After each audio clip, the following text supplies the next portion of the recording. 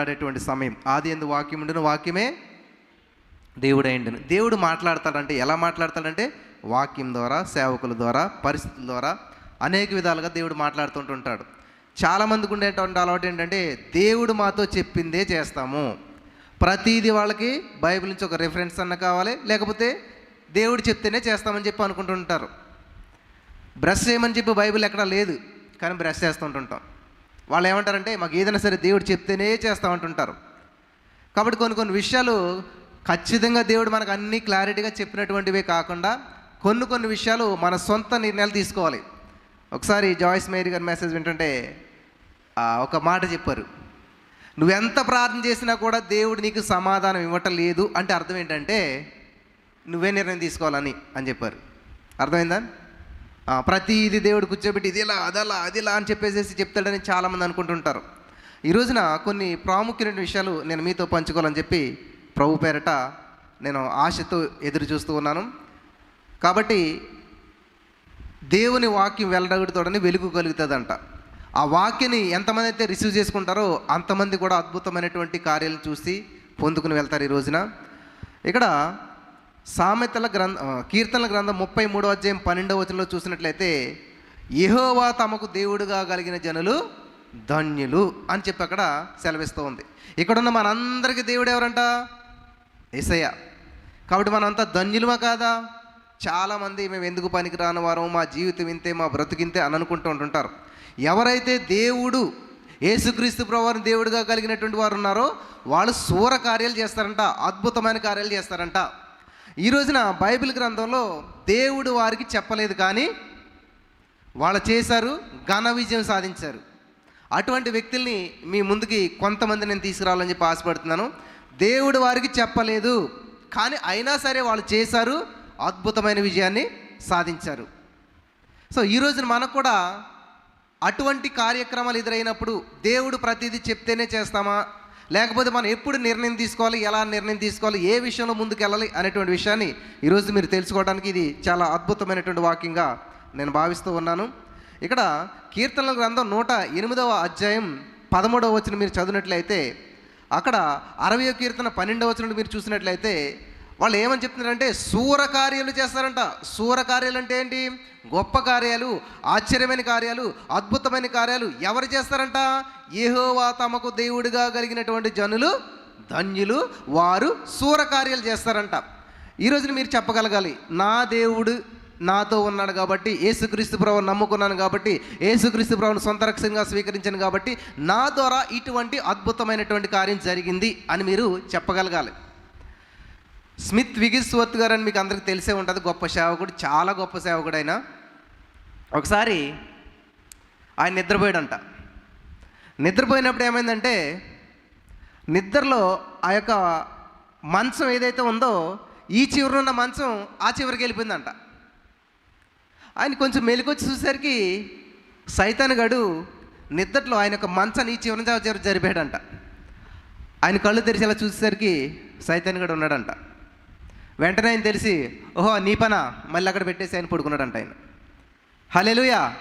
అదే మనం అయితే అసలు ఎంత గందరగోళం అయిపోతామో, ఏదైపోయింది ఏంటో జరిగిపోయిందని చెప్పేసి. దేవుణ్ణి ఎవరైతే నమ్ముకుంటారో, ఎవరి మనసు నా మీద ఆనుకుంటుందో వాళ్ళు గందరగోళంలో ఉంటారంట, పూర్ణ శాంతి గలవానిగా ఉంటారంట. కాబట్టి ఆయన మంచం ఇక్కడికి వెళ్ళిపోయింది, సైతాన్ గడు ఇలా చేశాడు, దెయ్యం నా మీద వాలేసింది, ఇలా జరిగిపోయిందని గందరగోళం చెందకుండా ఎక్కడి నుంచి అయితే నా మంచాన్ని జరిపి ఇక్కడికి పెట్టావో మరలా అదే ప్లేస్లో పెట్టేస్తాయని చెప్పి ఆయన పడుకున్నాడట. ఏం భయపడలేదు. ఇది శూర కార్యాలు అంటే గొప్ప కార్యాలు చేయాలి.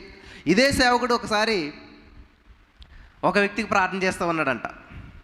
ప్రార్థన చేస్తుంటే చాలామంది మీరు గమనించలేదో, ఒకరికి ఒక కాలు పొడి ఉంటుంది, ఒక కాలు కొరుసు ఉంటుంది. ఆయనకు ఆ సమస్య కాదు, కానీ ఆయన మనిషి చూస్తే చాలా పెద్దవాడు, ఆ పాదాలు ఎలాగున్నాయంటే చాలా చిన్నగా ఉన్నాయంట, చిన్నపిల్లల పాదాలలాగాను. ఆ పాదాలు చిన్నవి, అసలే చెప్పాలంటే లేవు అని కూడా చెప్పొచ్చు అనమాట. ఈ సేవకుడు ప్రార్థన చేసిన తర్వాత ఆ పాస్టర్ గారు ఏం చెప్పాడంటే ఆ వ్యక్తికి, నువ్వు చెప్పులు కొనుక్కో అని చెప్పాడంట. ఆ విన్నటువంటి విశ్వాసం కూడా చాలా ఆశ్చర్యంగా అనిపించిందంట, వింతగా అనిపించిందంట, వ్యంగ్యంగా కూడా అనిపించిందంట. ఏంటి నేను ఇలా చెప్తున్నాడు, అసలు నాకు కాళ్ళే లేవు, సరైనటువంటి పాదాలే లేవు, చెప్పులు కొనుక్కుంటున్నాడు ఏంటని చెప్పి పెద్దగా పట్టించుకోకుండా ఇంటికి వెళ్ళి పడుకున్నాడంట. ఇంటికి వెళ్ళి పడుకున్నప్పుడు పరిశుద్ధాత్మ దేవుడు మాట్లాడుతూ ఉన్నాడంట, నా సేవకుని ద్వారా పలికినటువంటి మాటను నీవు ఎందుకని నిర్లక్ష్యం చేస్తూ ఉన్నావు? నేను దేనికైనా సామర్థ్యం కలిగినటువంటి వాడిని కదా, ఆ కార్యం చేయడానికి సామర్థ్యం కలిగినటువంటి వాడినే కదా అని చెప్పి చెప్తున్నప్పుడు ఎందుకో ఆ వ్యక్తికి నిద్ర పడతలేదంట. ఆ మాటనే పదే పదే వింటూ వింటూ వింటూ ఉన్నాడంట, వినపడుతూ ఉందంట. ఆ సేవకుడు ఏదైతే చెప్పాడు అది ఎప్పుడు తెల్లవారుతుందని చూపి ఆ చెప్పుల షాప్ దగ్గరికి వెళ్ళి ఇంకా ఓపెన్ చేయకుండానే ఎదురు చూస్తూ ఉన్నాడంట. ఎదురు చూస్తూ ఉంటే ఎలాగైతే 10 o'clock షాప్ ఓపెన్ చేశారంట. షాప్లోకి వెళ్ళాక ఏం కావాలని అంటే, ఏం కావాలి, చెప్పులు కావాలి కదా, ఎవరికైనా అడిగారంట. నాకు అని అడిగాడంట. వాళ్ళు చూసి ఏ సైజు కావాలి ఏంటంటే ఆయనకి సరిగ్గా కాళ్ళే లేవు. ఆ యొక్క ఫస్ట్ ఈ షాప్ ఓపెన్ చేసిన ఇటువంటి బేరం ఏంటరా అని చెప్పి వాళ్ళు మూలుకుంటా ఉన్నారు. ఆయన చెప్పాడంట, నాకు బ్లాక్ కలర్ చెప్పులు కావాలి, నాకు 9 inch చెప్పులు కావాలని చెప్పి ఆయన చెప్పాడంట. సరే ఏం చేస్తారు మరి, వాళ్ళు అమ్ముకోవాలి కాబట్టి ఏదైతే ఏంటి అని చెప్పి ఆ చెప్పులు వాళ్ళకి చెప్పినటువంటి కలరు ఆ యొక్క సైజు అన్నీ వెతుకుతూ ఉన్నారంట. వెతికి ఎప్పుడైతే ఈయన చేతికి ఇచ్చారో ఏ విధమైన మార్పు జరగలేదంట. అప్పుడు ఎప్పుడైతే ఈ సేవకుడి మాట చెప్పిన వెళ్ళి ఆ చెప్పుల షాపులో చెప్పులు కొని చేతికి తీసుకున్నాడో, ఆ చెప్పులు కాళ్ళకు పెట్టినప్పటి నుంచి ఆ చెప్పు సైజు ఎంత అయితే ఉందో అంతవరకు ఆ కాళ్ళు, ఆ పాదాలు పెరగడం ప్రారంభించాయంట. హల్లెలూయా! ఇది కథ కాదు నేను చెప్పేది, వాస్తవంగా జరిగిన సంఘటన అనమాట. ఆ చెప్పుల సైజు ఎంత అయితే ఉందో అంతవరకు కూడా పాదాలు అలా పెరుగుతూ సరిగ్గా సరిపోయినాయి అంట. దేవునికి మహిమ కలుగును గాక. హల్లెలూయా! ఆ చెప్పుల షాపు వాళ్ళు చూసి ఆశ్చర్యపోయారంట, చాలా నిర్ఘాంతపోయారంట. ఇటువంటి అద్భుతం ఆ షాపులో జరగడం చాలా ధన్యకరం అని చెప్పి వాళ్ళు కూడా దేవుని స్వీకరించడం జరిగిందంట. ఇది ఏం కార్యం అంటారు? సూరకార్యం. ఎవరు చేయగలిగారు? యెహోవా తమకు దేవుడుగా కలిగినటువంటి వారు ఇటువంటి సూరకార్యాలు, అద్భుతాలు చేస్తారు. ఆ సేవకుడు అక్కడ లేడు, జస్ట్ ఒక మాట సెలవిచ్చాడు. ఆ మాట నమ్మినటువంటి వారి జీవితంలో జరిగినటువంటి కార్యాలు అనమాట. పిలువబడిన వారు అనేక మంది ఉంటారు, ఏర్పాటు చేయబడిన వారు కొందరే ఉంటారు. నేను అనుకునేది ఏంటంటే ఆ కొందరిలో మనం ఉండాలి.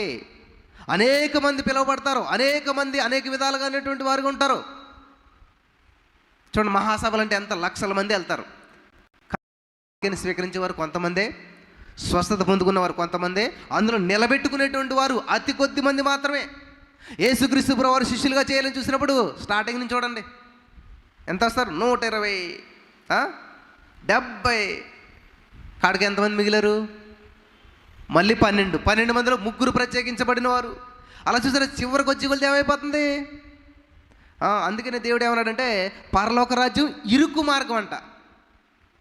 అర్థమవుతుందా మీకు? చూడండి, ఐస్ క్రీమ్ ఎలాగుంటుంది? ఫస్ట్లో చాలా ఎక్కువ ఉంటుంది, తినిగొల్ది ఏమవుతుంది, కోన్ కాస్త చిన్నగా అయిపోతుంది. సైతం నడిపెట్టి అలాగుంటుంది అన్నమాట. చాలా విశాలంగా చూపించాడు కానీ ఎల్లిగొల్లి చివరికి విరిగైపోతుంది. కానీ దేవుడు అలా కాదు, చిన్నగా స్టార్ట్ చేస్తాడు. చిన్నగా ఏమవుతుంది అంటే పెద్దగా అవుతుంది. పరలోకం వెళ్ళేటువంటి మార్గం ఇక్కడ విశాలంగా ఉండదు, ఇరుగ్గా ఉంటుంది, కష్టంగా ఉంటుంది. కానీ అక్కడ ప్రవేశించాక అక్కడ వీధులే బంగారంతో ఉంటాయంట. దేవునికి మహిమ కలుగును గాక. హల్లెలూయా, హల్లెలూయా. ఇక్కడ జస్ట్ ఒక్కొక్క 4 వ్యక్తుల్ని బైబిల్ నుంచి, ఒక వ్యక్తిని 5, మొత్తం 5 వ్యక్తులు నేను చూపిస్తాను ఈరోజు. 5 వ్యక్తులను చూపించి ఈ యొక్క వాక్యాన్ని నేను ముగిస్తాను. చక్కగా పెన్న పుస్తకం పెట్టి రాసుకోవాలి. మీరు విన్న వాక్యం ఖచ్చితంగా ఈ యొక్క గేటు దాటక ముందే 80% మర్చిపోతారు మీరు. కాబట్టి విని విడిచిపెట్టిపోవడం వల్ల ఉపయోగం ఏమీ లేదు. మా మాస్టర్ ఒక ఆయన పాఠాలు చెప్పేటప్పుడు ఏమనేవాడంటే, ఎరా రన్నింగ్ నోట్స్ ఎంతమంది రాస్తున్నారు? ఎవరి చేతులు ఎత్తువారు కాదు. కుక్క సంతకెళ్ళినట్టేరా మీరు అంతనంది తిట్టేవాడు మమ్మల్ని. కుక్క సంతకెళ్తాం ఏంటంటే, కుక్క ఎప్పుడు సంచెట్టుకుని సంతకెళ్తాం, ఎందుకు వెళ్తుందో తెలియదు, ఎందుకు వస్తుందో తెలియదు, అట్లా తిట్టేవాడు మా మాస్టర్ మమ్మల్ని. కాబట్టి నేను ఆ మాట మిమ్మల్ని అనట్లేదు. కానీ దయచేసి మీరంతా కూడా చక్కగా దేవుని వాక్యం వింటున్నప్పుడు రాసుకోవడం అలవాటు చేసుకోండి. దేవుని వాక్యాన్ని ఎప్పుడు కూడా అశ్రద్ధగా వినకూడదు. నీ దేవుడైన యెహోవా మందిరం పూర్వనప్పుడు నీ ప్రవర్తన అంతా జాగ్రత్తగా చూసుకోవాలి. దేవుని సందుకు వచ్చినప్పుడు కాన్షియస్గా ఉండాలి. ఏ మాట చెప్తున్నా కూడా దానికి చెవియొగ్గాలి, హృదయాన్ని అర్పించాలి. హృదయం అనే పొలంలో మంచి విత్తనాలు పడుతున్నప్పుడు దాన్ని జాగ్రత్తగా స్వీకరించుకుంటే మంచి పంట మనం పండుతాం, మంచి జీవితం మనం జీవించగలుగుతాం. సరే, ఇక్కడ మనం చూసినట్లయితే యెహోషువ గ్రంథం 10వ అధ్యాయం 12వ వచనంలో మీరు చదివినట్లయితే అక్కడ దేవుని వాక్యం సెలవిస్తుందంటే, యెహోషువ గ్రంథం 10వ అధ్యాయం 12వ వచనం నేను చదువుతాను, జాగ్రత్తగా వినండి. యెహోవా ఇశ్రాయేలీయుల ఎదుట అమోరీయులను అప్పగించిన దినమున ఇశ్రాయేలీయులు వినిచుండగా యెహోషువ యెహోవాకు ప్రార్థన చేసెను. సూర్యుడా నీవు గిబియోనులో నిలువుము, చంద్రుడా నీవు అయ్యాలోను లోయలో నిలువుము. జనులు తమ శత్రువుల మీద పగ తీర్చుకునే వరకు సూర్యుడు నిలిచెను, చంద్రుడు ఆగెను అనేటువంటి మాట యాషారు గ్రంథంలో రాయబడి ఉన్నది కదా. గమనించాలి, బైబిల్ గ్రంథంలో లేదు ఈ మాట, యాషారు గ్రంథంలో ఉన్నది. కయ్యిన్ని హేబేలు ఎందుకు చంపాడు, ఎలా చంపాడు, ఈ విషయాలు మీకు తెలియాలంటే యూట్యూబ్లో అదే గూగుల్లోకి వెళ్ళి జషీర్ అని ఉంటుంది అన్నమాట. యాని వై కింద పలుకుతారు, జే కింద ఇంగ్లీష్లో. నా పేరు తెలుగులో యెహోషువ, ఇంగ్లీష్లో జాషువా. కాబట్టి ఇక్కడ యాషారు గ్రంథం అని తెలుగులో ఉంది, ఇంగ్లీష్లో చూసినట్లయితే జే మీద వస్తారన్నమాట. మీరు గూగుల్లోకి వెళ్ళి ఆ యొక్క యాషారు గ్రంథం అని చెప్పి మీరు సెర్చ్ చేసినట్లయితే వస్తుంది, ఒక పీడిఎఫ్ వస్తుంది. దాన్ని సెర్చ్ చేసి డౌన్లోడ్ చేసి మీరు చదువుకుంటే మొత్తం క్లారిటీగా ఉంటాయన్నమాట. ఈ విషయాలన్నీ కూడా ఆది కాండంలో ఈ యొక్క కయ్యను హేబెల్ మొత్తం విషయాలన్నీ కూడా చాలా క్లారిటీగా వస్తాయి. మీరు సమయం ఉంటే ట్రై చేసి చూడండి. ఇక్కడ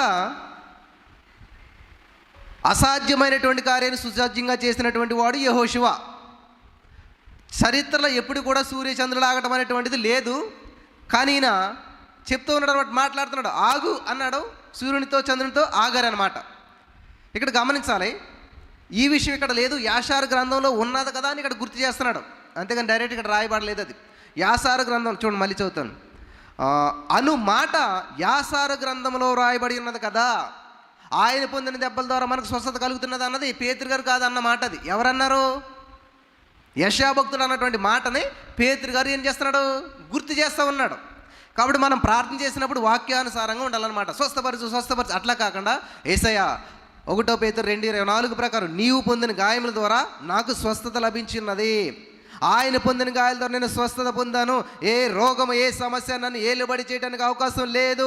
ఆమేన్.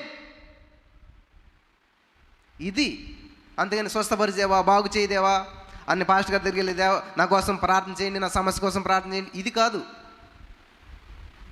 నా జీవితంలో భయంకరమైన సమస్య నేను ఎదుర్కొన్నాను. మీకు అందరికీ తెలిసే ఉంటుంది, పైల్స్ సమస్య. మోషన్కి వెళ్ళినప్పుడు మనకి వాటర్ లాగా బ్లీడింగ్ అయిపోతుంటుంది. అటువంటి సమస్యను చాలా సంవత్సరాలు నేను అనుభవించాను. అరౌండ్ 2010 నుంచి ఒక 12-13 ఇయర్స్ ఆ సమస్యను నేను అనుభవించాను. చాలా భయంకరమైన సమస్య. నాకు అంతగా అప్పటికి విశ్వాసంలో బలపడలేకపోయాను. వాక్యాన్ని పలకాలన్న సత్యం నాకు తెలియదు. కానీ తర్వాత ఈ యొక్క గొప్ప గొప్ప సేవకులు వాక్యాలు వింటున్నప్పుడు స్వస్థతకు సంబంధించిన వాక్యాలు వింటూ పలుకుతూ ఉంటే అద్భుతం జరుగుతుందని విన్నాను. ఒకటే వాక్యం పట్టుకున్నాను, 1 పేతురు 2:24 ప్రకారం ఆయన పొందిన దెబ్బల ద్వారా నేను స్వస్థత పొంది తిని. ఇదే మాట. ఆయుర్వేద మెడిసిన్ వాడాను, హోమియోపతి వాడాను, అల్లోపతి వాడాను, ఎన్ని రకాల మెడిసిన్స్ ఎన్ని వాడినా కానీ పొరపాటున చికెన్ తిండే తెల్లవారేసరికి ఇంకంతే పరిస్థితి దారుణం. ఒకవేళ నిద్ర లేకపోతే తెల్లవారి పరిస్థితి దారుణం. ఇటువంటి ప్రతికూల పరిస్థితులు గుండా వెళ్తున్నటువంటి సమయంలో ఈ వాక్యమును నా కంటపడింది. ఎప్పుడైతే అది పడిందో ఇంకా లేచినా కూర్చున్నా ఓడి థెరపీ అంటారు కదా పాస్టర్ గారు, ఫిజియోథెరపీ, కీమోథెరపీ, అన్ని థెరపీలు అందరికీ తెలుసు. దానికి ఎంత డబ్బైనా ఖర్చు పెడతారు. ఓడి థెరపీ అబ్సల్యూట్లీ ఇదంతా ఫ్రీ అనమాట. కానీ నేను ఎవరు ఉచితంగా వచ్చిందంటే ఎవరికి కూడా పెద్ద విలువ చేయరు. కాబట్టి ఈ రోజున ఈ యొక్క అనంతపూర్ ఫెయిత్ చర్చ్లో అద్భుతమైనటువంటి కార్యక్రమం జరుగుతుంది. కానీ దీన్ని మనం స్వీకరించలేకపోతున్నాం.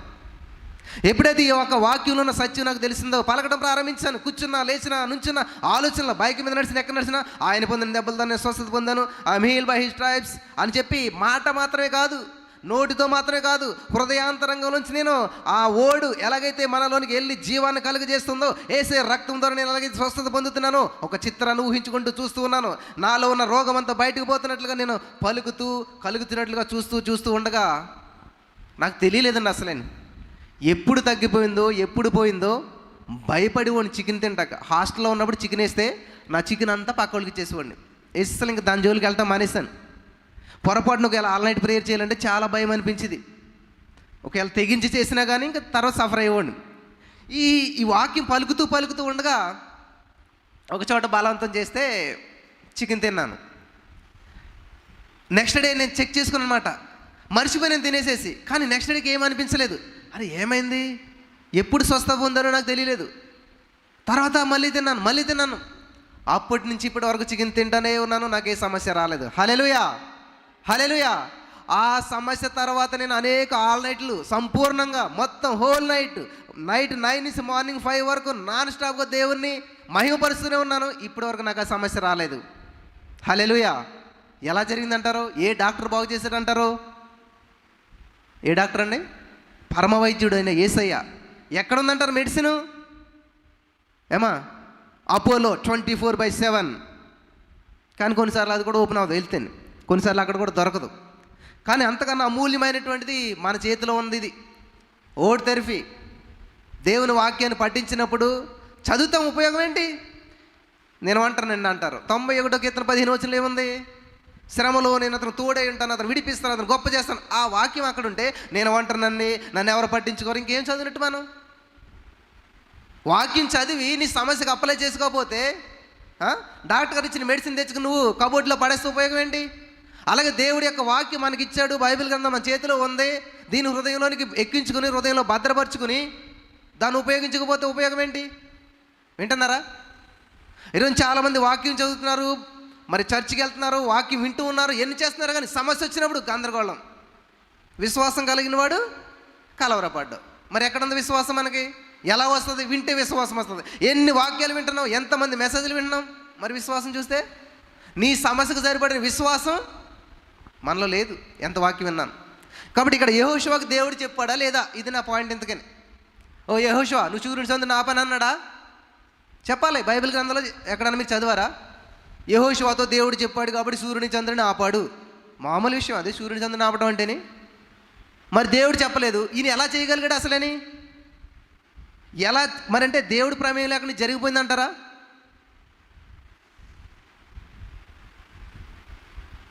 ఇది చాలా అద్భుతమైన విషయం అన్నమాట. దేవుని మనసు నువ్వు అర్థం చేసుకున్నట్లయితే దేవునికి ఏది ఇష్టమో అది నువ్వు చేయగలుగుతావు. దేవుడు ఏమన్నాడంటే, సరే యుద్ధం అయిపోయింది కదా ముగించేద్దారు అని అనుకుంటుంటే దేవుడు, ప్రభా ఆగు, ఒకసారి ఆగు, కొంచెం టైం ఇ, అప్పుడే చీకటి పడిన ఇంక మొత్తం సంహారం చేయాలి, ఇది మొత్తం చేయాలి, ఇంకొంచెం ఆగు. చూసారా? మన పిల్లలు ఏదైనా పని చేస్తుంటే మనం ఏం చేస్తాం? ఆగంటమా? ఖచ్చితంగా ఏం చేస్తాం? ఎంకరేజ్ చేస్తాం. సరే చేయరా అని చెప్పి దానికి మనం ఏం చేస్తాం? సపోర్ట్ చేస్తాం.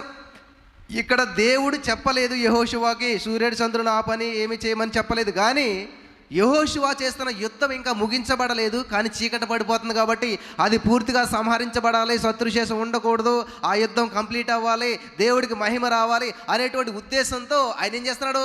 సూర్యుడా ఆగు, నిలబడు. ఎంతకాలం అయింది ఇలా సమస్యలతో మాట్లాడి మీరు? సమస్యను అట్టుకొచ్చి దేవుడితో చెప్తారు, ప్రభా నాకు ఇంత తప్పు ఉన్నది, ప్రభా నాకు ఇంత రోగం ఉన్నది, ప్రభా నాకు ఇంత సమస్య ఉన్నది. డైరెక్షన్ మార్చండి కొంచెం. నీ సమస్యతోటి చెప్పండి, నాకింత గొప్ప దేవుడు ఉన్నాడు, నాకింత అద్భుతమైనటువంటి దేవుడు ఉన్నాడు, ఆకాశాన్ని జానతో కొలిసిన దేవుడు ఉన్నాడు, భూమిని శూన్యంలో వేలాడదీసిన దేవుడు ఉన్నాడు. హల్లెలూయా. చెప్తున్నాం మనం ఎప్పుడన్నా చెప్పాం మనం ఇలాగా? కాబట్టి ఈయన ఎవరో? యెహోవా తమకు దేవుడుగా కలిగిన యెహోషువ ఏం చేశాడంటే శూరకార్యం, అసాధ్యమైనటువంటి దాన్ని సుసాధ్యం చేయగలిగినటువంటి వాడుగా ఇక్కడ యెహోషువ కనిపిస్తున్నాడు. ఎందుకంటే దేవుడు చెప్పలేదు కానీ చేశాడు, విజయం సాధించాడు. ఎందుకంటే దేవుని యొక్క హృదయం ఏంటో ఆయనకి తెలుసు, దేవుని యొక్క మనసు ఏంటో ఆయనకి తెలుసు, ఇది ఎందుకు చేస్తున్నాడో కూడా ఆయనకి తెలుసు. కాబట్టి చాలామంది దేవుడు చెప్పకుండా కొన్ని పనులు చేస్తారు, ఉన్నదంతా ఓడగొట్టుకుంటారు, సర్వనాశనం అయిపోతుంటారు చాలా విషయాల్లో, వ్యాపారంలో కానీ ఏదో కానీ. దేవుడు చెప్పలేదు, సొంత నిర్ణయాలు తీసుకుంటారు. ఇక్కడ యెహోషువ చేసినటువంటి నిర్ణయం, యెహోషువ తీసుకున్న నిర్ణయం ఆయన గొప్పతనం కోసం కాదు, ఆయన కోసం కాదు. సరే దీన్ని మెడిటేట్ చేయండి. మరలా మీరు ఇంటికి వెళ్ళి చిన్న క్లూ ఇచ్చాను కాబట్టి కొంచెం ఇంకొన్ని విషయాలు చెప్పి నేను ముగిస్తాను. ఇక్కడ మొదటి రాజుల గ్రంథంలో మీరు చూసినట్లయితే 18వ అధ్యాయం 37, 39 ఈ వచనాల వరకు మీరు చదువుకుంటే అక్కడ ఒక సంఘటన జరుగుతూ ఉంది. ఏంటని చూసినట్లయితే బయలు ప్రవక్తలకి ఏలియాకి ఒక అద్భుతమైనటువంటి సంఘటన మనకి సండే స్కూల్ నుంచి చెప్తానే ఉంటుంటారు. అక్కడ ఏలియా గారు ఒక అద్భుతమైనటువంటి కార్యం చేస్తూ ఉన్నాడు. ఏంటంటే అగ్నిని దింపాడు. ఏలియా గారు ముందు ప్రార్థన చేసి, ప్రభు నేను అగ్ని దింపుతాను, మరి నువ్వు దింపుతావు కదా, మాట ఇస్తున్నావు కదా అని మాట తీసుకుని వచ్చాడా? లేకపోతే దేవుడు నువ్వు వెళ్ళు నేను అగ్ని దింపుతానని చెప్పాడా? లేకపోతే ఏలియాకి ఏమైనా దేవుడు ఇన్స్ట్రక్షన్ ఇచ్చాడా, నువ్వు అలా చేయి ఇలా చేయని చెప్పేసేసి? ఏ ఇన్స్ట్రక్షన్ లేదు, ఏమీ చెప్పలేదు. కానీ ఏలియా గారు చేశాడు. సక్సెస్ అయ్యాడా ఓడిపోయాడా? చెప్పాలి. సక్సెస్ అయ్యాడా ఓడిపోయాడా? మనకంతా తెలుసు కాబట్టి సక్సెస్ అయ్యాడు. ఎలా జరిగింది ఇదంతా కూడాను? ఎందుకని అంత ధైర్యంగా చేయగలిగాడు? మా పిల్లలు సూపర్ బుక్ అని చూస్తుంటారన్నమాట.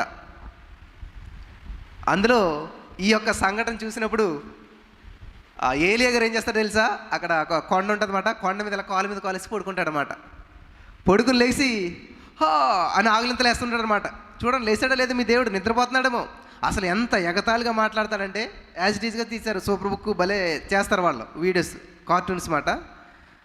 చాలా అద్భుతంగా తీశారు వాళ్ళు ఆ సంఘటన అంతా కూడాను. వాళ్ళని రెచ్చగొడుతుంటాడు, పిల్లండి నిద్రపోయాడేమో, ఊరు వెళ్ళాడేమో, ఎక్కడికి వెళ్ళాడేమో అని చెప్పేసేసి చాలా మాట్లాడుతుంటాడు. మీ దేవుడికి వినపడతలేదేమో. ఇవన్నీ దేవుడు చెప్పాడా? ఏమీ చెప్పలేదు. ఆయన ధైర్యం చూడండి, ఆయన విశ్వాసం చూడండి, ఆయనకి దేవుని మీద ఉన్నటువంటి నమ్మకం, ఆయనకి దేవునితో ఉన్న కనెక్షన్ చూసారా?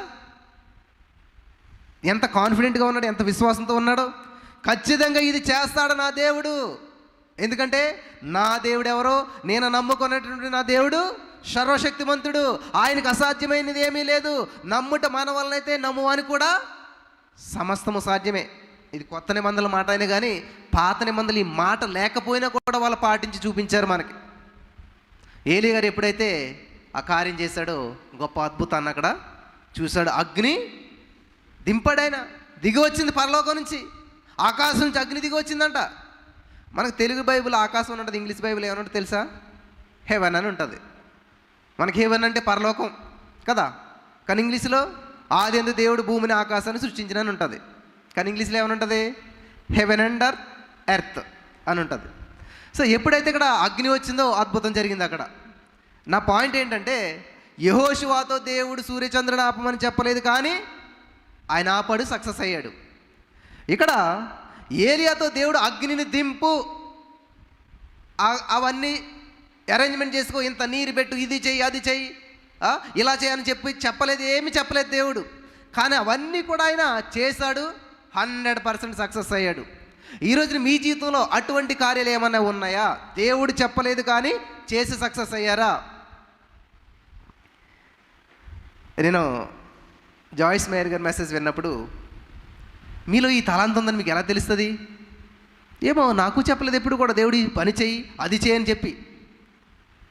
ఎప్పుడైతే ఈ పని చేస్తూ ఉన్నానో, ఇది సక్సెస్ అవుతూ వచ్చిందో, దేవుడు నాకు సహాయం చేస్తూ వచ్చాడు.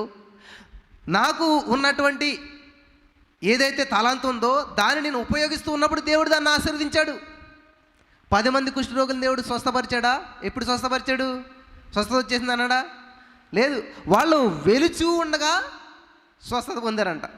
నాకు చాలామంది ఫోన్ చేస్తారు, బ్రదర్ మీరు ఆల్ నైట్ ప్రేయర్ పెడుతున్న అంత జనం వస్తున్నారు, చాలా భలే ఉన్నది, మేము కూడా చేయాలని ఆశ ఉంది, కానీ ఏం లేదంట, డబ్బులు లేవు, మంచి సౌండ్ సిస్టమ్ లేదు, మంచి ప్లేస్ లేదు. ఇవన్నీ ఉంటే మేము అవన్నీ ఉండి చేయలేదు, ఏమీ లేకుండా ప్రారంభించాం, అవన్నీ దేవుడు సమకూర్చాడు. హల్లెలూయా, హల్లెలూయా. శూన్యంలో నుంచి దేవుడు సమస్తం సృష్టించాడు, కానీ సమస్తం అక్కడ ఉన్నప్పుడు దేవుడు చేయలేదు. ఇది గమనించాలి. శూన్యంలో నుంచి దేవుడు సమస్తం సృష్టించాడు. కాబట్టి మన జీవితంలో ఏంటంటే ఉద్రేకపూరితమైన భక్తి. జనం ఎక్కువ ఉంటే ఒకలాగా ఉంటాం, ఒక్కరుంటే ఒకలాగా ఉంటాం.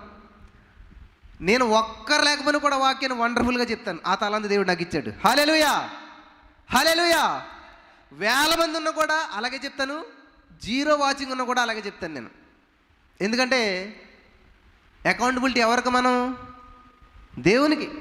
దేవుడు అప్పగించిన పనిని ఎలా చేస్తున్నాం? నాకు కారులో వస్తున్నప్పుడు పాస్టర్ గారితో మాట్లాడితే చాలా విషయాలు మేము మాట్లాడినప్పుడు చాలా ఆశ్చర్యం అనిపించింది నాకు. నిజంగా ఈ అన్నీ చూస్తే చాలా ఖర్చుతో కూడినటువంటి పనులు, వివరించలేమన్నమాట. కానీ ఎందుకు చేస్తున్నారు అని అంటే ఒకే మాట అన్నారన్నమాట, దేవుడు నాకు చెప్పాడు, దేవుడు నాకు బాధ్యత ఇచ్చాడు, కాబట్టి ఇవన్నీ నేను దేవుడి మాటకు కట్టుబడి మాత్రమే ఇవన్నీ నేను చేస్తూ ఉన్నాను. లేకపోతే నా వల్ల అయితే ఇది కాదు, నాకున్నటువంటి సామర్థ్యం వల్ల అయితే చేయలేను నేను. వింటున్నారా? కొంతమంది అనుకుంటారన్నమాట, ఎందుకు చేస్తున్నారో వీళ్ళు అసలేని, ఏ ఉద్దేశంతో చేస్తున్నారో అర్థం కాదు కొంతమందికి. అందుకని దేవుడు చెప్పాడనమాట, దేవుని కార్యాలు కంటికి కనపడవు, చెవికి వినపడవు, మనుషు హృదయానికి గోచరం కావంట. కాబట్టి ఇక్కడ యెహోషువ, ఏలియా వీళ్ళని చూసినట్లయితే దేవుడు చెప్పలేదు కానీ చేశారు, సక్సెస్ అయ్యారు. అలాగే ఇంకొక వ్యక్తి గురించి మనం చూద్దాం. ఆదికాండం 26వ అధ్యాయం మనం చదివినట్లయితే అక్కడ ఒక అద్భుతమైనటువంటి సత్యాన్ని పరిశుద్ధాత్మ దేవుడు మనకి వెల్లడి చేస్తూ ఉన్నాడు.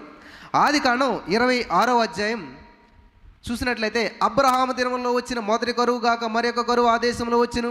అప్పుడు ఇస్సాకు గెరారులో ఉన్న ఫిలిష్తీయుల రాజు అయినటువంటి అబీమెలెకు నొద్దకు వెళ్ళెను.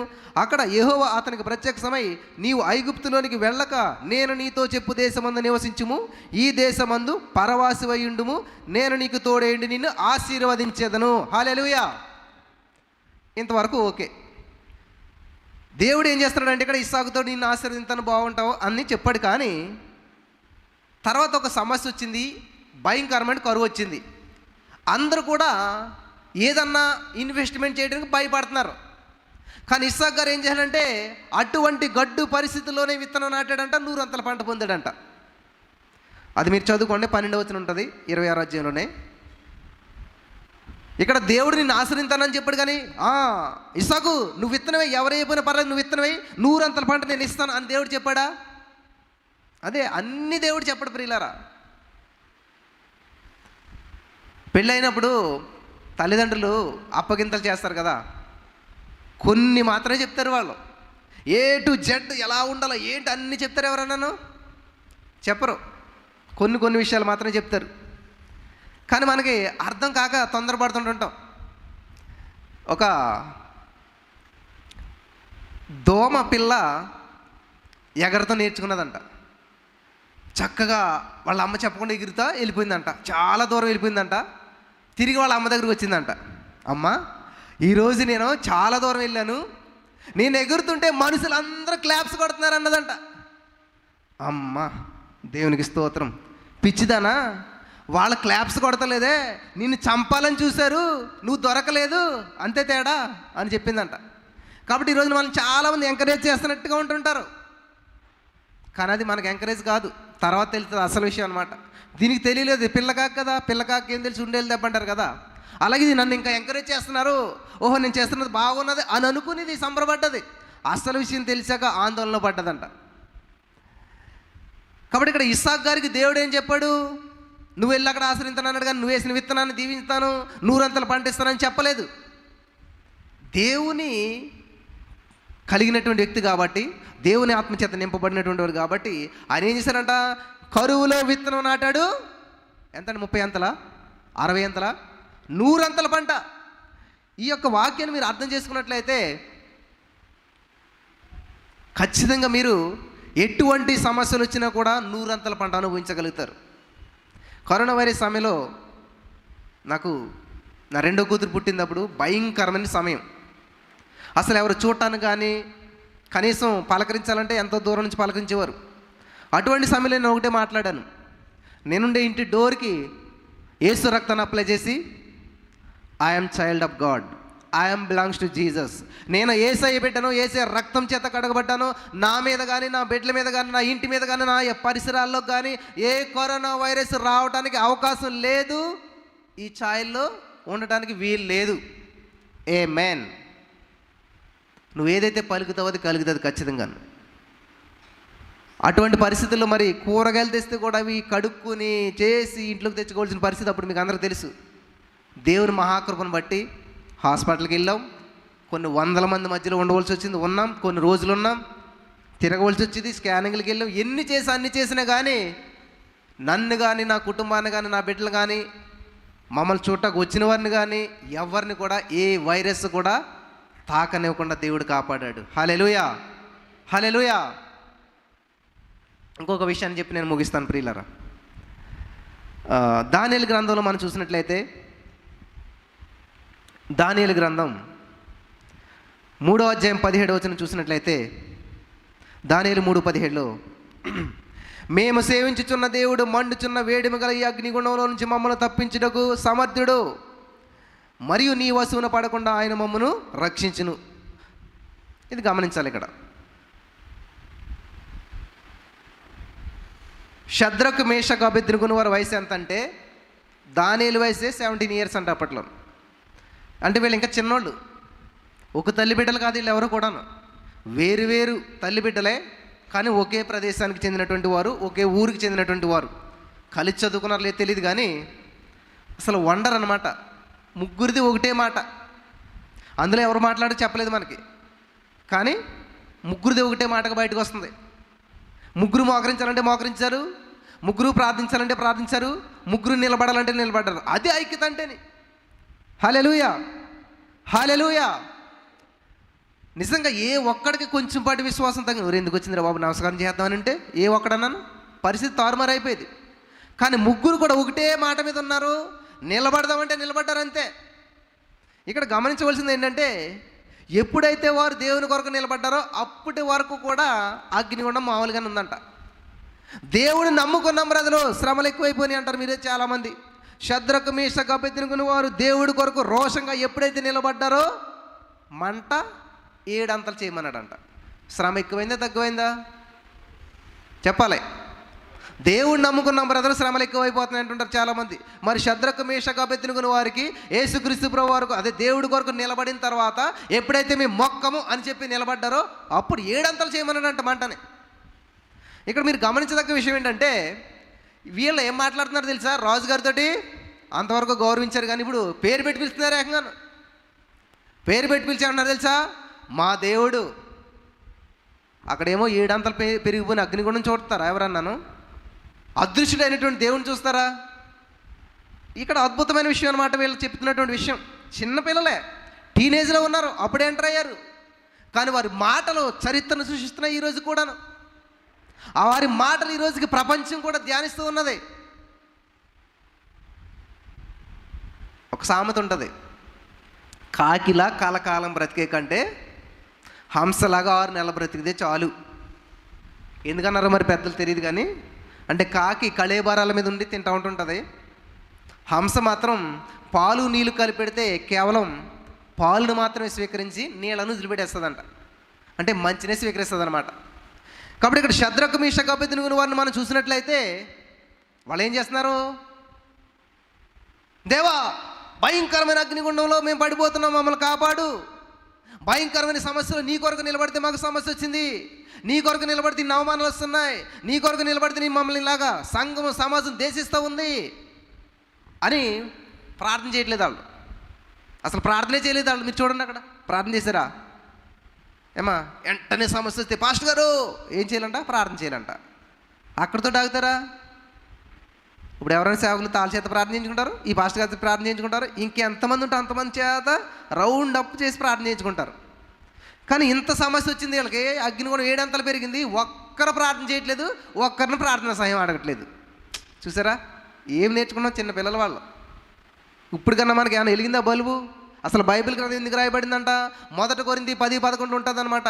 ఇవన్నీ వారికి దృష్టాంతాలుగా సంభవించి యుగాంతమందున్న మనకి బుద్ధి కలగడానికి ఇవన్నీ రాయబడి అంట. ఇంత చూసి ఇంత విన్నా కూడా మనం ఏం చేస్తాం, మళ్ళీ లైన్ ప్రార్థన చేయండి మా కోసం, మా సమస్య కోసం. కానీ వాళ్ళు ప్రార్థన చేయట్లేదు సమస్య కోసం. సమస్య గురించి దేవునితో చెప్పట్లేదు, వాళ్ళు దేవుని గురించి సమస్యతో చెప్తున్నారన్నమాట. మా దేవుడు ఈ అగ్నిగుండం నుంచి కాపాడగలుగుతాడు, సామర్థ్యం కలిగినటువంటి వాడు, మా దేవుడు గొప్పవాడు, సర్వశక్తివంతుడు. ఓ రాజా నువ్వేం చేసుకుంటావు చేసుకో. అసలు ఆ డేర్నెస్ అలా వచ్చిందంటే వాళ్ళ తల్లిదండ్రులు మరి అసలు పేర్లు లేవేమీ లేవు వాళ్ళకి. అసలు వాళ్ళ తల్లిదండ్రులు ఎలాంటి వాళ్ళు, ఎలా పెంచారు? ఊరుగా నూరు, దేశం కానీ దేశం, స్థానబలం లేదు, ఏ సపోర్టు లేదు, వాళ్ళకి సంబంధించినటువంటి సంఘం ఎదురు లేదు, సేవకుడు ఎదురు లేడు, ఎవరు వాళ్ళని తర్పిచ్చేసిన లేరు, బానిస దేశంలోకి వెళ్ళిపోయినటువంటి వారుగా లేరు వాళ్ళు. చూసారా ఎక్కడొచ్చిందా ధైర్యం అసలేని? యెహోవా తమకు దేవుడుగా కలిగిన జనులు ధన్యులు, వారు శూరకార్యాలు చేస్తారు. హల్లెలూయా, హల్లెలూయా. ఏం కార్యం అండి అది? చిన్నపిల్లల పనులు అంటారు అయ్యి. చిన్నపిల్లలు ఏం చేస్తారు? విలువైన వస్తువులు పగలగొడతారు. కానీ వీళ్ళు ఏం చేస్తున్నారు? అగ్నిగుండాన్ని కూడా అవలీలగా తీసి పడేస్తూ ఉన్నారు. పెంచుతున్నారు ఎట్లాగా మన పిల్లల్ని. హల్లెలూయా, దేవునికి స్తోత్రం కలుగును గాక. నాకు చాలా ఆశ్చర్యం వేసింది అనమాట. నేను ఇదే మాట మాట్లాడి యూట్యూబ్లో పెడితే చిన్న షార్ట్ కొన్ని వేల మందికి వెళ్ళిపోయింది అనమాట. శద్రకు మేషకు అబేద్నెగో వారు అగ్నిగుండం గురించి ప్రార్థన చేయలేదు దేవుడికి. దేవుని యొక్క గొప్పతనాన్ని చెప్తున్నారన్నమాట అక్కడ ఉన్న ప్రజలందరికీ కూడా. అగ్నిగుండంతో చెప్తున్నారు, మా దేవుడు నిన్ను ఆఫ్టరాల్గా చేయగలుగుతాడు. చేశాడా లేదా? దేవుడే వచ్చాడు వాళ్ళ మధ్యకి. కాబట్టి నువ్వు దేవుడి కొరకు రోషంగా నిలబడితే ఏం చేస్తారంటే 97 కీర్తన 15 వచనంలో, అతను నాకు మొర్ర పెట్టగా ఉత్తరం కాదు ఇక్కడ, ఆయనే వచ్చేసాడు. వచ్చేసి వారితో పాటు ఉన్నాడు అక్కడ. శ్రమలో నేను అతను తోడై ఉండేదను, అతను విడిపిస్తాను, గొప్ప చేస్తాను. 97 కీర్తన 15 వచనం శద్రకు మేషకు అబేద్నెగో వారి జీవితంలో స్పష్టంగా నెరవేరింది అక్కడ. హల్లెలూయా. ఈ రోజు నమ్మినట్లయితే నీ జీవితంలో, నా జీవితంలో నెరవేర్చడానికి ఆయన సిద్ధంగా ఉన్నాడు. నమ్మిన వారందరూ కూడా రిసీవ్ చేసుకుందరు గాక. ఆమేన్. హల్లెలూయా, హల్లెలూయా. ఇక్కడ 4 సందర్భాలు చూపించాను, మరలా ఒకసారి గుర్తు చేసి నేను ముగిస్తాను. నెంబర్ 1, యెహోషువకు దేవుడు చెప్పలేదు, చేశాడు, సాధించాడు. నెంబర్ 2, ఏలియాకు దేవుడు చెప్పలేదు, చేశాడు, 100% సక్సెస్ సాధించాడు. ఇస్సాకుకు దేవుడు అక్కడ విత్తనం చేయమని చెప్పలేదు, వేశాడు, 100 పంటను అనుభవించాడు. శద్రకు మేషకు అబేద్నెగో వారికి దేవుడు ఏమీ చెప్పలేదు, అక్కడేమీ కనిపించలేదు. కానీ వాళ్ళు విశ్వాసంతో పలికారు, మా దేవుడు సమర్థుడు అన్నారు. ఆ సామర్థ్యం కలిగిన దేవుడు వచ్చి నిరూపించాడు. హల్లెలూయా, హల్లెలూయా. ఇంకొక సంఘటన కెనెత్ హేగన్ గారి గురించి చాలాసార్లు మీరు విన్నారు. మరొకసారి ఆ యొక్క విషయాన్ని గుర్తు చేసి నేను ముగిస్తాను. గొప్ప దైవ సేవకులు మన పాస్టర్ గారు ఇప్పుడు ఆ పేరు లేకుండా ఏ మెసేజ్ చెప్పరు. చాలాసార్లు నేను ఇక్కడే విన్నదే పాస్టర్ గారు చెప్తేనే. దేవునితో ముఖాముఖిగా ప్రార్థన చేస్తూ మాట్లాడుతున్నారంట కెనెత్ హేగన్ గారు. ప్రార్థన చేస్తూ ఉన్నప్పుడు సడన్గా ఎవరు వచ్చారు? ఒక కోతి ఎంటర్ అయిందంట. చాలా ఇబ్బంది పడుతుందంట. ఈయన ఏమనుకుంటున్నాడు, ఎక్కడ కోతిని ఏమన్నంటే మరి దేవుడికి నాకు డిస్టర్బెన్స్ వచ్చేద్దో, ఎందుకు అన్నట్టు చూస్తున్నాను దేవుడు అంటాడు అని అనుకునైనా ఏం మాట్లాడకుండా ఆ డిస్టర్బెన్స్ అంతా అలాగే ఉందంట. దేవుడు ఏదో చెప్తుంటే వినపడతలేదంట. కిచ్ మనిదో బాగా ఇబ్బంది పెడుతుందంట కోతి. ఇంకా చాలా సేపు చూసి ఈయనకి చిరాకు వచ్చి ఇలా కాదని చెప్పేసేసి, ఎప్పుడైతే ఆ కోతి నజరేయుడైన యేసుక్రీస్తు నామములో నేను బయటకు పోమని ఆజ్ఞాపిస్తానని చెప్పి ఆయన ఎప్పుడైతే గద్దించాడో అప్పుడు వెళ్ళిపోయిందంట. తర్వాత విషయం మీకు అందరికీ తెలిసి చాలాసార్లు విన్నారు. అప్పుడు అడిగాడంట ఆయన దేవుడే అడిగాడంట, నీకు విషయం తెలుసా, నీవు దాన్ని గద్దించకపోతే నేను ఎప్పటికీ దాన్ని పట్టించుకోను అసలేని. మీరు ఇంకో విషయం గమనించలేదు, దేవుడు ఒక మాట చెప్తాడు, మీరు నా నామమున దెయ్యాలను మీరు వెళ్ళగొడతారు అన్నాడు. కానీ దేవుడు నేను వెళ్ళగొడతాను అనలేదు ఎక్కడ కూడా. వింటున్నారా? చాలామంది ఏం చేస్తారంటే దేవుడు దెయ్యాన్ని వెళ్ళగొడతాడని చూస్తుంటారు. కాదు, దేవుడు నీకు అధికారం ఇచ్చాడనమాట. నా నామను మీరు దెయ్యాలు వెళ్ళగొడతారు అన్నాడు దేవుడు, నేను వెళ్ళగొడతాను అనట్లేదు ఇక్కడ. ఈ యొక్క చిన్న సత్యాలు మనం తెలుసుకుంటే సత్యం మిమ్ములను స్వతంత్రులుగా చేస్తుంది. ఈ రోజున బంధకాలలో, బానిసత్వంలో జీవిస్తున్నారు. కారణం ఏంటంటే ఇదనమాట. దేవుని వాక్యాన్ని వినాలి, స్వీకరించాలి, అప్లై చేయాలి. చాలామంది చాలా సెన్సిటివ్గా ఉంటుంటారు. ఒకసారి ఏసన్న గారు ఒక ఊరిని దర్శించడానికి వెళ్ళారంట. వెంటనే చాలా జనం వస్తారు కదా చుట్టూన. ఒక ఆమె వచ్చిందంట. ఆమె ఇంటికి వెళ్తున్నారు, వచ్చేసింది ఎదురుగానే. వచ్చేసి అన్న ఏసన్న నేను తప్పు చేశానన్న అంటుందంట. చూస్తే చాలా జనం ఉన్నారు. సరే అమ్మా సరే, నేను ఇంటికి వస్తున్నాను కదా, ఇంటి దగ్గర మాట్లాడుతుంటే లేదన్నా నేను చాలా తప్పు చేశాను అంటుందంట. ఏం తప్పు చేసిందిరా బాబు ఏంటి? అదే అన్న ఆయన చనిపోయాడు కదన్నా, చనిపోయిన తర్వాత ఇలా జరిగిందన్న, తప్పు జరిగిపోయిందని అంటే అమ్మో ఏం జరిగిందో అని చెప్పేసి అనగారు. అమ్మ ఇంటికి వెళ్ళి మాట్లాడదామంటే ఈ చుట్టుపక్కల ఉన్న వాళ్ళందరూ అని పట్టుకుని అమ్మ మాట్లాడు ఇంట్లోకి వెళ్ళి మాట్లాడదామంటే ఆగట్లేదంట ఆవిడ. ఎలాగైతే ఆవిడ తీసుకుని ఇంటికి వెళ్ళారంట. ఇంటికి వెళ్ళాక ఏసన్న గారు కూర్చోబెట్టిందంట. మాట్లాడుతుందంట.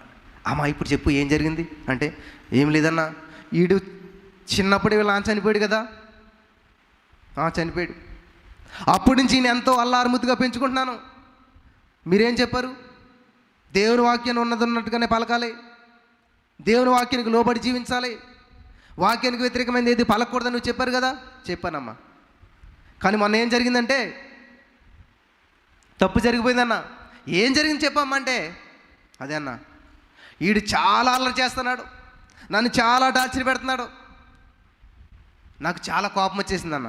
ఆ కోపం వచ్చేసి అనరాని మాట అనేసానన్న అన్నది. ఏంటమ్మంటే గాడిదని తిట్టేశానన్న ఈయన్ని అన్నదంట. ఏసన్న గారికి ఇంకా ఏమనాలో తెలియలేదంట. దానికోసం ఆవిడ చాలా పశ్చాత్తాపడిపోతుందంట. అనరాని మాట అనేసాను, ఎలాగా ఇప్పుడు దేవుడు అని క్షమించాడా లేదా అని చెప్పి అంటే, ఇప్పుడు ఏసన్న గారే ముందులేమో దానికి చిన్న మాటకింత అని అంటే ఆమె ఏం చేస్తుంది, అడ్డగాడిదంట మొదలు పెడుతుంది కదా. ఇది తప్పు కాదేమో అని చెప్పి లెవెల్ పెంచుకుంటూ పోతుంది. అందుకని ఆయన ఏం చేశారంటే, సరే అయిపోయింది అయిపోయింది, ఇక నుంచి ఇటువంటి మాటలు అనకుండా ఈ అన్న దానికోసం దేవుడి దగ్గరికి వెళ్ళి మోకరించి ఉపవాసం ఉండి ప్రార్థన చేసి, ప్రభువా నన్ను క్షమించు, నీవు నాకు ఇచ్చిన బిడ్డని, నన్ను ప్రేమించిన బిడ్డని నీ దయలో భక్తిలో పెంచుతాను, ఇంకా ఇటువంటి మాటలు మాట్లాడకుండా ఉండటాను, దేవా నాకు సహాయం చేయని ప్రార్థన చేసుకొని చెప్పారంట. అంటే నేను ఇక్కడ చెప్పదలుచుకున్నది ఏంటంటే, ఆమె యొక్క వాక్యాన్ని వాక్యంగా స్వీకరించింది. పొరపాటును కూడా దేవునికి వ్యతిరేకమైన మాట పలకకూడదని ఒక నిర్ణయం తీసుకుందంట ఆవిడ. ఆ నిర్ణయానికి కట్టుబడి ఉండవలసినటువంటి ఆవిడ చిన్న విషయంలో తప్పిపోయింది కాబట్టి ఎంత పశ్చాత్తాపడుతుంది. ఈ రోజున మనం ఎన్ని విషయాల్లో తప్పిపోతామో, ఎన్ని మాటలు తప్పిపోతామో, అయినా కానీ మన ఇష్టానుసారంగానే జీవించేస్తూ ఉంటుంటాం. చూడండి, బాగా పనిచేసే వాళ్ళ చేతులు ఏమైతే ముద్దు బారిపోతాయి అన్నమాట. వాళ్ళకి కొన్ని పెద్ద దెబ్బ తగిలినా కూడా దెబ్బలాగా అనిపించదు. హైదరాబాద్లో మేము వెళ్తున్నప్పుడు డ్రైనేజీలు బాగా నిండు పొర్లుతూ ఉంటుంటాయి అన్నమాట. చాలామంది ఏం చేస్తారంటే అందులోనే నుంచి గంటలు పనిచేస్తారు. ఓ మాస్క్ పెట్టుకోరు, ఏం పెట్టుకోరు. కానీ మనం అలా వెళ్తుంటేనే అస్సలే వామిటింగ్ అయినట్టు అయిపోతుంటుంటుంది. 2 నిమిషాలు కూడా అటు పక్కన నడిచి వెళ్ళలేము. మరి అందులో ఉన్నవాళ్ళకి లేని సమస్య నడిచి వెళ్తున్న వరకు ఎందుకు వచ్చిందంటారు చెప్పాలి. అందులో ఉండి ఉండి ఉండి ఆ పని చేసి వాళ్ళకి ఏమైపోయిందంటండి, అలవాటు అయిపోయింది. ఇంకా అది వాళ్ళకి స్మెల్, వాళ్ళకి ఇబ్బంది అనిపించదు. కానీ ఒకేసారి అలా వెళ్ళేసరికి అదే ఫస్ట్ టైము, అదే అప్పుడే పిలిచినా కూడా మనకు పడదు, వామిటింగ్ అయినట్టు అవుతుంది. ఈరోజు చాలామంది జీవితాలు ఇలాగైపోయినాయి అనమాట. ఆ పాపములో, అశ్రద్ధలో, అజాగ్రత్తలో ఈ జీవితాలన్నీ అలవాటు అయిపోయి దేవుని సన్నిధికి రావటం కూడా ఏమవుతుందిలే, ఒకసారి వెళ్ళకపోతేనే, ఏమవుతుంది 2 వారాలు వెళ్ళకపోతే, ఇలాగా అశ్రద్ధ అయిపోయి దేవుని సన్నిధికి రావడానికి చాలామంది మానేస్తూ ఉన్నారు. కాబట్టి ఈ రోజున నా ప్రియమైనటువంటి సహోదరి స్నేహితులరా, ఒక విషయాన్ని మీతో చెప్పాలని చెప్పి ఆశపడుతున్నాను. ప్రతిదీ దేవుడు ప్రత్యక్షంగా వచ్చి మీకు చెప్తేనే చేద్దాం, దేవుడు మాతో మాట్లాడితేనే మేము చేస్తాం, లేకపోతే మేము చేయం అనేటువంటి ఆలోచనలో కాకుండా, ఎప్పుడైతే దేవునితో నువ్వు కనెక్ట్ అయి ఉంటావో అప్పుడు దేవుడు మనసు ఏంటో నీకు అర్థమవుతుంది, ఏది నీకు ఇష్టమో. ఇప్పుడు నేను ఇక్కడ మాట్లాడుతున్నానంటే ఎందుకని మాట్లాడుతున్నాను ఇక్కడ, ఎందుకని దేవుడు దైవ సేవకులు నాకు అవకాశం ఇచ్చారు ఇక్కడ అంటే, నా మనసు ఏంటో తెలుసు, నేను చెప్పే వాక్యం ఏంటో తెలుసు, నేను చెప్పే విధానం ఏంటో తెలుసు. కాబట్టి అదాన్ని కనెక్ట్ అయింది కాబట్టి, ఈ సర్చ్ అది ఉపయోగపడుతుంది కాబట్టి నన్ను ఇక్కడ తీసుకురాగలిగారు. అంతేనా?